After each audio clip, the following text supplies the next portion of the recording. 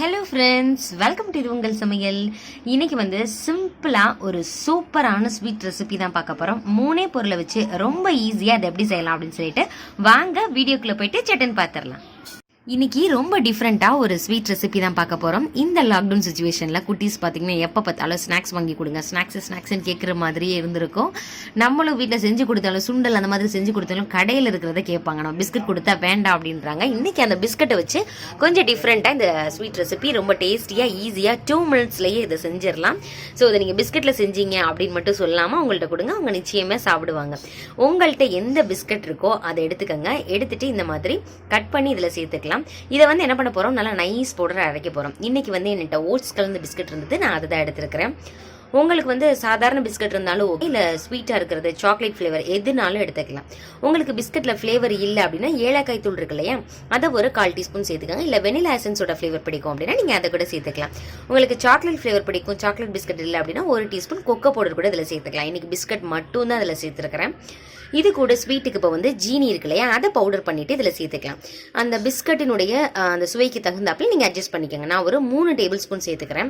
சேர்த்துட்டு இதை நல்லா மிக்ஸ் பண்ணி விட்டுக்கலாம்.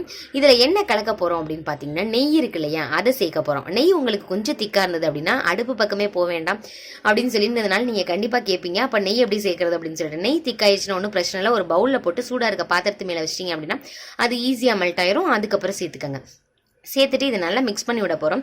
இதே ப்ராசஸ்லேயே பார்த்தீங்கன்னா பொட்டுக்கடலை லட்டுமே செய்யலாம், அதுவும் நம்ம சேனலில் ஏற்கனவே போட்டிருக்கோம்.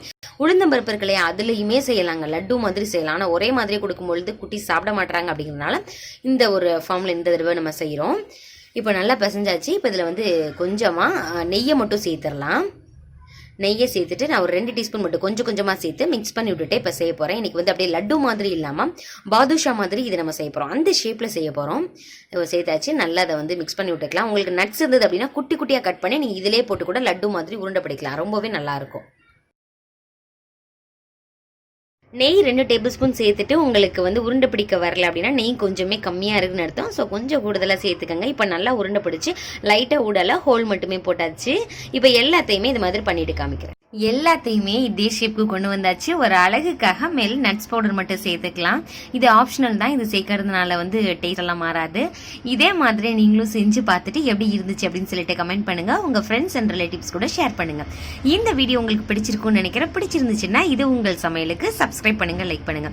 இதே மாதிரி இன்னொரு இன்ட்ரெஸ்டிங்கான வீடியோல பார்க்கலாம். தேங்க்யூ ஃப்ரெண்ட்ஸ், பாய்.